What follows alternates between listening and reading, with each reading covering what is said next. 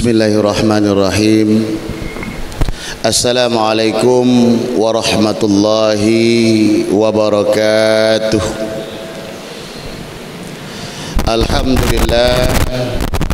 Alhamdulillahi rabbil alamin. Wassalatu wassalamu ala asrafil anbiya'il mursalin wa ala alihi wa sahbihi ajma'in, amma ba'd.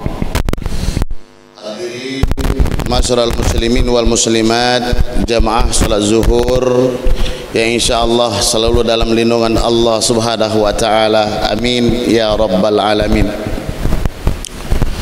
Tentu yang paling utama, marilah kita bersama-sama memanjatkan rasa puji syukur kita kehadiran Allah Subhanahu wa taala atas nikmatnya yang telah kita nikmati sampai saat ini. Tentunya dan ucapan alhamdulillahirabbil alamin, dan juga salawat beserta salam mari sama-sama tidak bosan-bosannya kita hadiahkan kepada arwah junjungan kita, yaitu Nabi besar Muhammad sallallahu alaihi wasallam. Hadirin ma'asyiral muslimin, jamaah salat zuhur rahimakumullah. Ketahuilah bahwa di dalam tubuh kita ini ada segumpal daging. Idza saluhat jasadu kulluh, fa idza fasadat dan jikalau rusak maka fasadat jasadu kulluh. Sesungguhnya di dalam hati diri kita ini ada segumpal daging. Apabila dia baik maka baiklah jasad kita seluruhnya, dan apabila dia buruk dan tidak mampu kita kontrol maka buruklah jasad kita seluruhnya.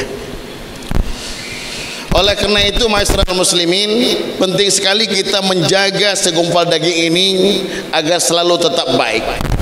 Apa segumpal daging itu? Segumpal daging ini adalah yang dinamakan hati. Apalagi di era modern seperti hari ini ma'asyiral muslimin, banyak sekali orang yang buta hatinya. Banyak sekali orang yang tidak peka hatinya akan kebaikan dan kebaikan lainnya. Kenapa? Kadang-kadang ekspektasi kita mengalahkan akal sehat kita. Di mana setiap manusia hidup tentu punya ekspektasi, punya keinginan, punya harapan, punya tujuan. Dan kadang-kadang kita ekspektasinya terlalu tinggi dan tidak tercapai, disitulah hatinya sering berkata-kata yang tidak-tidak, bahkan sampai tidak percaya kepada Allah Subhanahu wa taala. Yang membuat hati kita mati, yang membuat hati kita gundah gulana, yang membuat hati kita rusak adalah ketika tidak tercapainya ekspektasi yang kita inginkan. Ketika tujuan yang kita inginkan tidak tercapai, ketika harapan yang kita inginkan tidak tercapai, disitulah hati kita ini sering sakit, hati kita ini sering galau, hati kita ini sering merana. Oleh karena itu ma'asyiral muslimin, di sini saya diingatkan dengan sebuah ungkapan dalam kitab Sirajul Thalibin. Ada 4 hal yang mesti kita miliki agar hati kita tetap hidup di mana hati orang lain mati. Yang pertama yang mesti kita punya agar hati kita tetap hidup walaupun bagaimanapun keadaan kehidupan kita ini, yang pertama yang harus kita miliki adalah ilmu. Ilmu yang kita miliki, ilmu agama yang kita miliki, pemahaman terhadap agama yang kita miliki, pemahaman terhadap qadar kita selaku hamba Allah dan hubungan dengan Allah Subhanahu wa taala yang kita miliki, maka itu akan mampu meredam rasa sakit hati kita. Makanya man arada dunya fa alaihi bil ilmi. Barang siapa yang menginginkan dunia maka harus dengan ilmu. Wa man arada al akhirata fa alaihi bil ilmi. Barang siapa yang menginginkan akhirat maka juga harus dengan ilmu.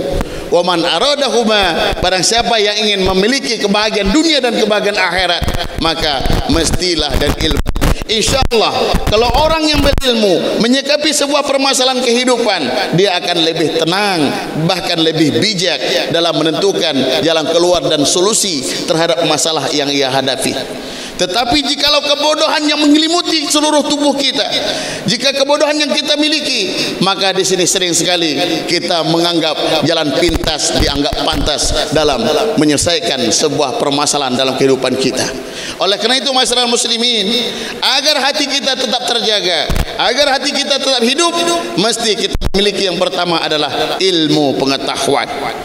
Dan yang kedua yang mesti kita miliki agar hati kita tetap terjaga baik, tetap hidup dan segala macam, adalah rasa ridho. Kalau rasa ridho, terima atas segala yang telah Allah berikan, baik itu pemberian maupun sebuah titipan, ataupun itu ketetapan dari Allah Subhanahu wa taala, insyaallah ekspektasi yang tinggi akan cepat dia serahkan pada Allah Subhanahu wa taala, dan dia akan sadar tugas manusia hanya berusaha, namun yang menentukan hasil terakhirnya adalah Allah Subhanahu wa taala. Kalau dia memiliki rasa ridho dalam dirinya, siap menerima, ikhlas apapun konsekuensi yang terjadi dalam kehidupannya, kadang senang, kadang susah, kadang gagal dalam bisnis, kadang rugi dan segala macam. Kalau dia ridho dan cepat menyandarkan pada Allah Subhanahu wa taala, walaupun ekspektasinya gagal, walaupun tujuan hidupnya gagal, walaupun cita-citanya gagal, dia cepat menyandarkan dirinya pada Allah Subhanahu wa taala.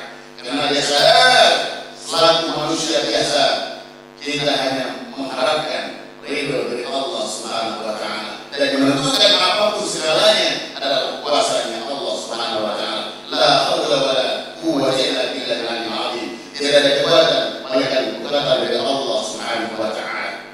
Hadirin masyarakat muslimin rahimakumullah.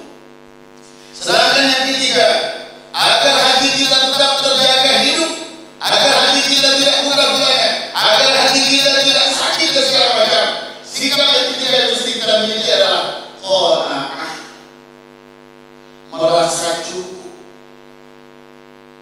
merasa cukup. Apa yang Allah berikan kepada kita, apa yang Allah miliki, apa yang Allah kasih didik kepada kita, kita cukup dan ikhlas menerima atas segala itu. Jangan kita terbagi dengan suasana-suasana dunia ini. Makanya perkara harta, perkara kedudukan, perkara sosial, unzuru ila man huwa asfala minkum wa la tanzuru ila man huwa fawqakum. Lihatlah pada orang yang di bawah daripada kita. Hari ini mungkin kita dapat kesusahan, mungkin orang lain ada lebih susah dari kita. Hari ini kita menghadapi suatu kegagalan, mungkin orang lain ribuan kali gagal dalam kehidupannya. Maka dalam urusan dunia, mari semak kita lihat ke bawah, lihat orang yang di bawah kita, jangan kita selalu ke atas. Di situ membuat hati kita merasa sakit, hati kita merasa kecewa, bahkan tidak terima dengan kondisi yang kita hadapi pada hari ini. Oleh karena itu, agar hati kita tetap terjaga hidup, maka kita harus qanaah terhadap segala sesuatu yang diberikan oleh Allah Subhanahu wa taala. Dan yang terakhir masyarakat muslimin, sikap yang keempat yang mesti kita miliki dalam kitab Suratul Qalibin, yang keempat adalah kita harus zuhud, tidak mementingkan dunia ini. Kalau dapat alhamdulillah, tidak dapat sudah terima keadaan apa adanya. Tidak mengekspektasi, tidak begitu mengincar, menghabiskan waktu dalam mengejar-kejar dunia ini. Dia tidak mementingkan dunia, dia hanya mementingkan akhiratnya Allah Subhanahu wa taala. Tidak lagi dia berpikir bagaimana jadi kepala desa, tidak lagi berpikir bagaimana jadi kadis, jadi bupati segala macam. Dia hanya berpikir bagaimana mendapat keridhaan Allah Subhanahu wa taala, memikir bagian akhirat saja. Ini orang-orang yang zuhud. Insyaallah orang-orang yang berpaling dari dunia ini hanya memikirkan akhirat saja, insyaallah hatinya akan tetap terjaga hidup. Masyarakat muslimin jamaah salat zuhur rahimakumullah, empat hal ini yang mestinya kita miliki agar hati kita tetap hidup di tengah gejolaknya kehidupan seperti hari ini. Yang pertama adalah ilmu, yang kedua adalah ridho, yang ketiga adalah qanaah, dan yang keempat adalah sifat zuhud. Insyaallah kalau kita